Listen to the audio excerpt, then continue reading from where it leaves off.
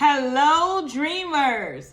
So today we're going to talk about the differences between the chosen ones and the non-chosen ones. But I want you to remember that everyone has the potential to be the chosen one or a chosen one. It depends on how fast they're growing and they're learning and they're kind of understanding this realm of, being, right? So there are 9 differences between chosen ones and non-chosen ones. So if you are a chosen one, number 1 is when you are young, you notice that you are different. Like literally from when we were, well, for me, I feel like I was around 7, 6 years old and I knew I was different. I was different because, it wasn't that I didn't have friends. I did have friends, but I was different from my friends. It's just like you kind of stood out, especially growing up as a teenager. Ooh, that is different, right? Especially for chosen ones, because it's like the things that everyone is interested in, you're not really interested in. You're like on your own thing. You want to do your own thing, right? And you just know you stand out. You stand out. Period. And you know this from, a very, very young age. Number 2, and this kind of ties into number 1. You're a natural born leader. Listen, you're not a follower. You've never been a follower. You are not a conformist. You've been a rebel. And that's what kind of made you different and made you stand out. Because when you were younger as a chosen one, you kind of knew you were different because you weren't on the same page as everyone else, right? And you weren't trying to follow the trends, and do all the extras. Or you weren't too caught up in the worldly things. Not saying that you didn't want possessions, new clothes, new shoes. Not saying that. But you were a bit different. You were a leader. You weren't afraid to be on the outside. You weren't afraid to go against the norm. You weren't afraid to speak your mind. You weren't afraid to question and, question things and really find answers, right? And it's something I feel like that sticks with us for a very, very long time before we can even accept it. Like, yeah, I'm a rebel. Yep, that's just who I am, and people don't understand it, but we are natural born leaders. And I feel like that's why sometimes we clash with others because we have our strong opinion, and if we're going against the norm, people may try and say, oh, that's different. That's weird, right?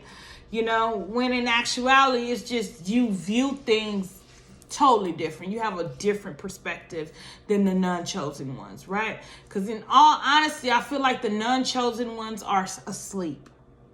And I'm not saying like asleep, like, literally, of course, but just not aware of their own true purpose. Not saying that you know your purpose as a chosen one, but you feel that you have a purpose. There's a lot of people here that don't feel like they have a purpose. They don't feel like they have a purpose, right? And I think that's something that a lot of us chosen ones, and this is why everyone is capable of being a chosen one. Because I've even went through a period where I was like, there is no God, there's no proof, But as I've grown and learned, and really followed my intuition and really, listened to God, really prayed and built a connection, that's when I realized, okay, it is God. Like, we gonna cut that off. So you kind of are trying to find your way. You're different when you're younger. You're not, like everyone else. You're not ahead of the game, but, you're in a whole nother world. You're in a whole nother world, chosen one. It seems like it, right? Also, you are very empathic. And I talked about this a little bit in my other videos, but you're empathic. You're very sensitive. And I don't mean like you're a crybaby. No, you feel things. You know things. You can go in a room and just read all of the energy. You know when someone's having a bad day. You know when someone's having a good day. You know when somebody want to be left alone. You feel everything. You can't turn it off, chosen one. And I feel like we were given this ability to be able to navigate in this world and know that, and be able to differentiate us from them. If you following me, right? So, for instance, being empathic versus non-empathic. When you're non-empathic, it's like, it's not that you lack empathy, because you can have empathy and not be empathic, right? It's a whole deeper level. But say, for instance, you are non-empathic, right? And you going through the world, like, it's not that nothing is phasing you, but have you noticed how some people, they can just be stuck in their trauma and not learning and just be in that cycle, like, and not even taking the cues of the world. Like, they can't even feel the world around them. They're just stuck in a cycle in their own head and their own beliefs, and they're just stuck, because they don't have the capacity, because they haven't learned and developed yet, the capacity to feel their way out of the adversity. And I feel like that is our superpower, because we're able to feel our way out of some adversity. Literally.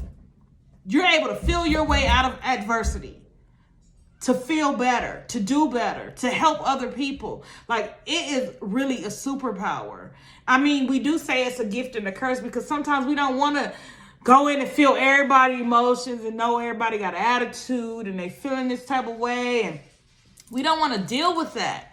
But it's there for us to help. It's just difficult when people don't want the help. You're like, what's wrong? Are you okay? Nothing's wrong with me. I'm good. It's like, okay, I'm sorry. I didn't mean no friends. I guess I'm going on over here. But that empathy helped us to get through life, face our challenges, and overcome adversity, period. Chosen one. And that's the difference. Number 4. You faced a lot of challenges. Lots of challenges. We all face a lot of challenges, right? Before the chosen one, it can seem like it just comes at you, right? But I feel like it comes at you because you have the capacity to solve it. Otherwise, why is it coming? Literally, we solve our problems.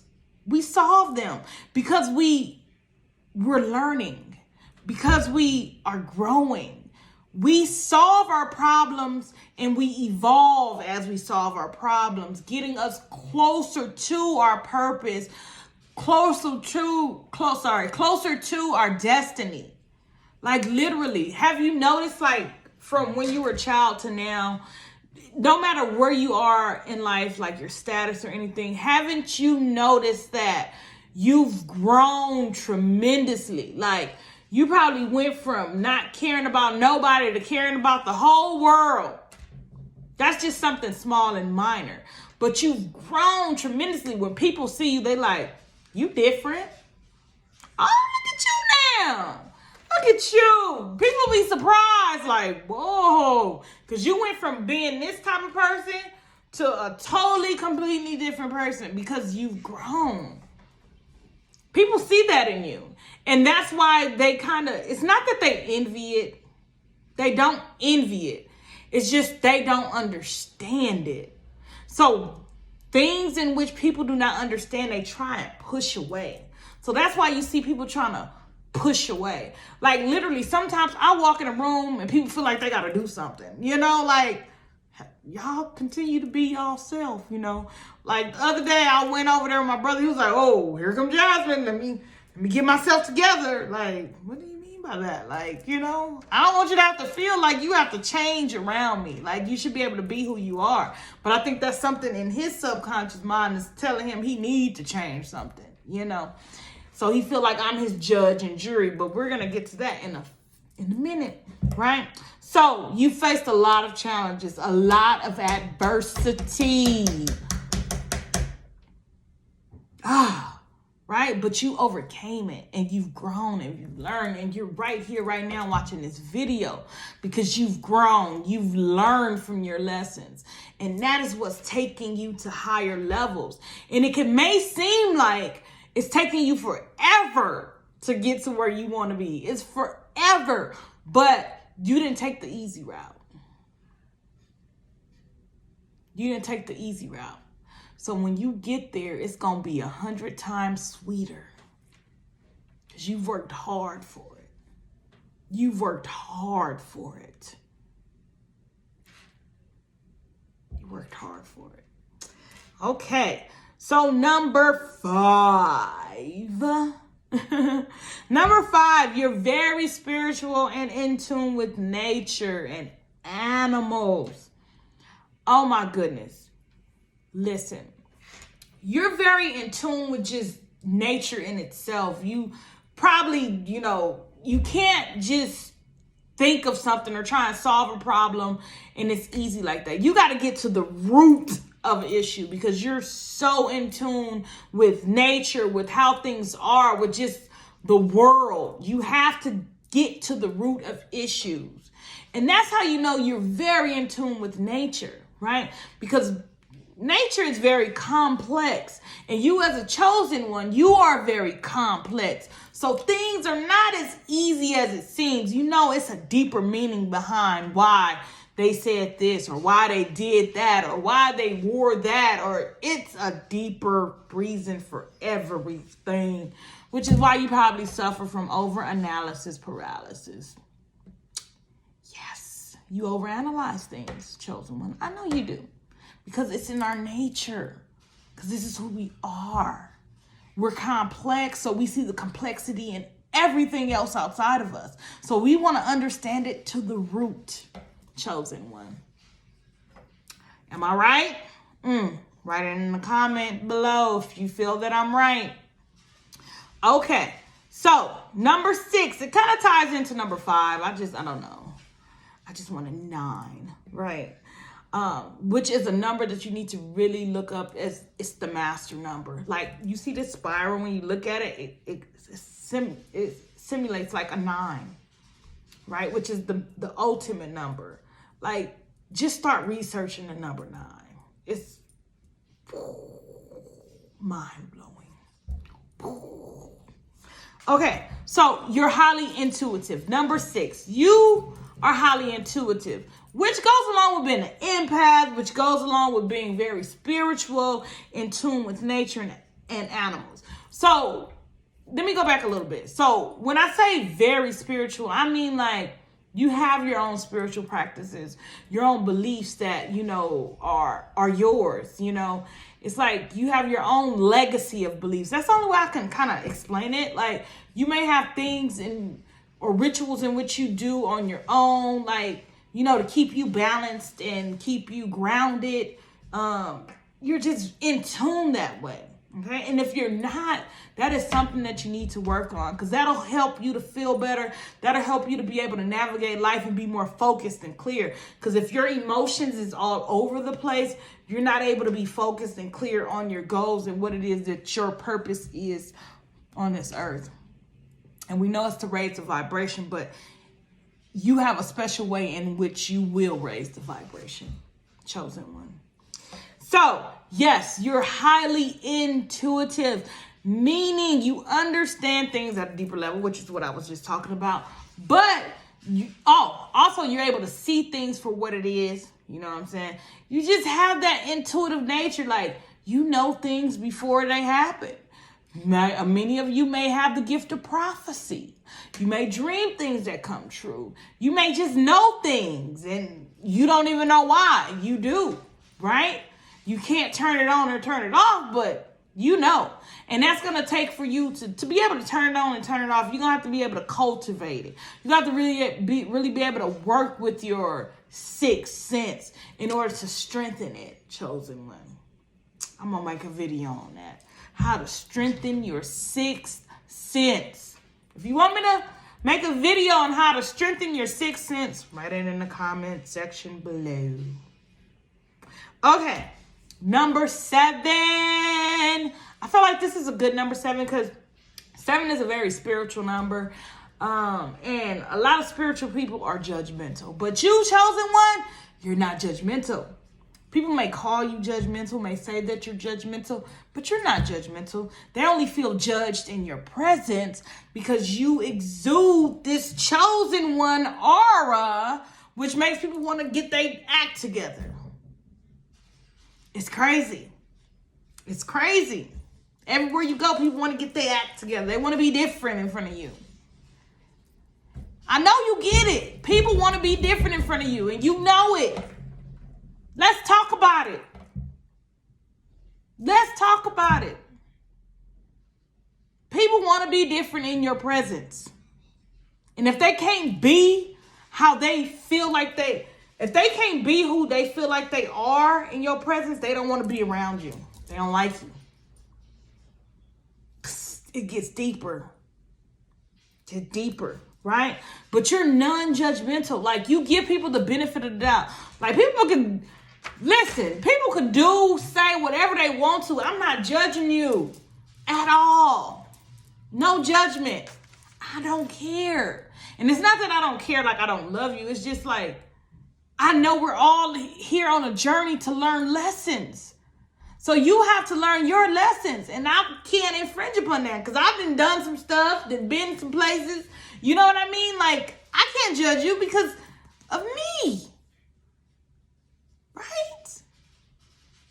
Can't throw rocks while you're in a glass house.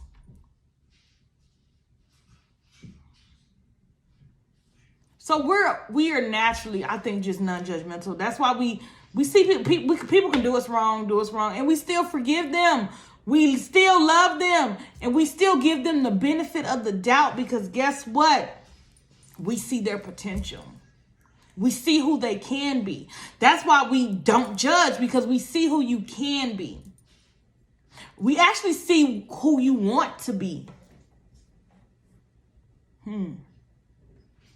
And I feel like they know who they want to be. A lot of these non-chosen ones know who they want to be deep down, but they just haven't grown or faced their demons.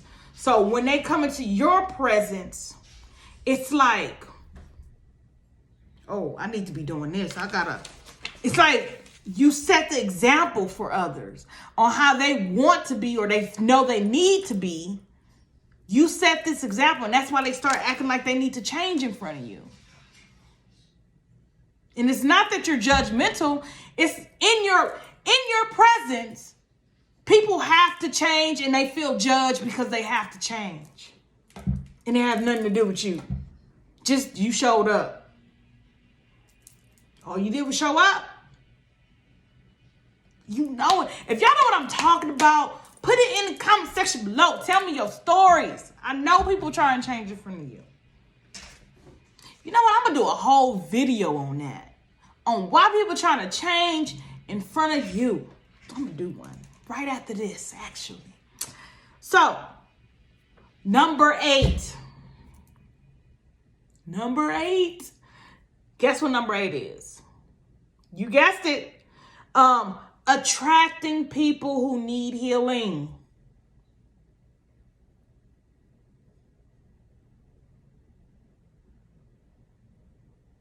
Yes, we all do. Attract people that need healing. Like everybody. Everybody around you probably need healing. Because that's just how it is. And you're there to help them in their healing journey. By being you. By setting an example, not by judging them, not by forcing your will upon them or your ideals or your beliefs, because that's not what we do as chosen ones. We just lead the way. We show you the way. We just be us, be kind, be nurturing, be loving, be genuine, be honest. We be that. We embody that. Right? So we attract people that need more of that. And that's like, opposites do attract. It's real. Opposites attract. So if you're the chosen one, you're going to attract people that are not aware of their chosenness. Because that's all it is. They're not aware of it. It's not that they're not a chosen one. They're just not aware of it. And that's why I'm saying, like, no one is better than the other at all. We're all in this together. No matter how you look at it, we all in this together. Number 9, the last one of the bunch. You put others before yourself. I put this one last because I kind of want to elaborate on this and kind of talk to you about setting boundaries, because as the chosen one, you know, in this world, we're going to attract people that want the help, that genuinely need the help, but will accept the help. And then you got people that want the help, but don't want to accept the help. Then you got people that don't even know that they need help. Right? So we attract all of these energies, right? And we just want to help because we have such an empathetic nature that we work from our heart chakra. That's why you got to do a lot of, healing work with your heart, with your trauma. You got to heal that shadow self, which I did write a book about it. It's called Shadow Work. It's a trauma recovery workbook, and it's to help you kind of dig deep into your past. Because you guys, I'm going to school to be a therapist. I graduate in June. I'll be a therapist. I'll be starting getting my hours in June. This is what I want to do. Therapy, right? So as chosen ones, we need to kind of deal with our shadow work. That way we can start our healing process and we can start growing more at a more rapid rate. And it's not about who grows the fastest. No, it's just about healing those old wounds so they're not continuously triggering us and continuously holding us back. Because you'd probably be already here if you didn't have to deal with all that trauma and stuff that you're holding and harboring. Okay? So we tend to put others before ourselves because it's just who we are. We naturally, it's just in our makeup. We're genuine, honest, loving people. We really have compassion. And sometimes it's to a detriment, right? And it sometimes be because of our past trauma, like codependency issues, being codependent on other people, feeling the need to feel accepted and things like that because of all the trauma as a chosen one you've experienced. It can go so deep. It's just mind blowing. But what I want to tell you is it's time to start setting boundaries. We know we're chosen ones. So what does that mean? What does that mean to be a chosen one? What does that mean?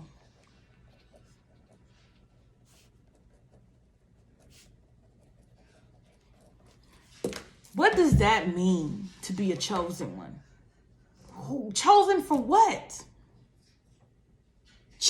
What are we chosen for? Are we chosen to guide people? Help people? Heal people? Yes, all of that, right? That's what you're chosen for. Because when you're healing, you're raising the vibrational frequency. So your job here was to heal people. To heal people. Literally. To raise the vibration. And that's why we naturally put others before us, because it's in our makeup to help people. Literally. So, chosen ones versus non-chosen ones. There's really no non-chosen ones. It's just chosen ones that are not aware that they're even awake. Or not that they're not aware that they're even awake. Not even aware that they're asleep. I'm sorry. Right? They're not even aware. They're not even aware. And I know you as a chosen one just be like, they're not aware. And you want to help them, but you can't. So your hands are tied. So you just have to just let it be. Just let it be. You can only help those that want to be helped. You're going to face a lot of resistance with helping people as a chosen one, but don't give up. I think, for instance, I have someone in my life that I love tremendously and I want to help them, but she does not want the help. She says she wants the help, but she's not willing to accept the help, right? She wants other people to do the work for her. And that's just unacceptable. So I know that there's periods of time where I can drop jewels on her, right? To lead her closer and closer to that point of acceptance. Because sometimes they don't want to accept help and you can't do anything but continue to love them. But you got to set boundaries, right? And you have to kind of just drop a gem here and there. That's it. Drop a gem. Do a very nice act for them. Show them something different. Show them a more of who they could be. Drop a gem here and there.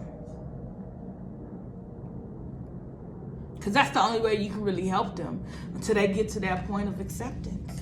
I feel like she's closer to acceptance. She's closer. She's getting there. She's going to get there. But it's going to take some time. And you have to be accepting of that as a chosen one. And understand that these non-chosen ones that we feel like are non-chosen ones, they're really chosen ones. They're just asleep. So until next time, dreamers, dream.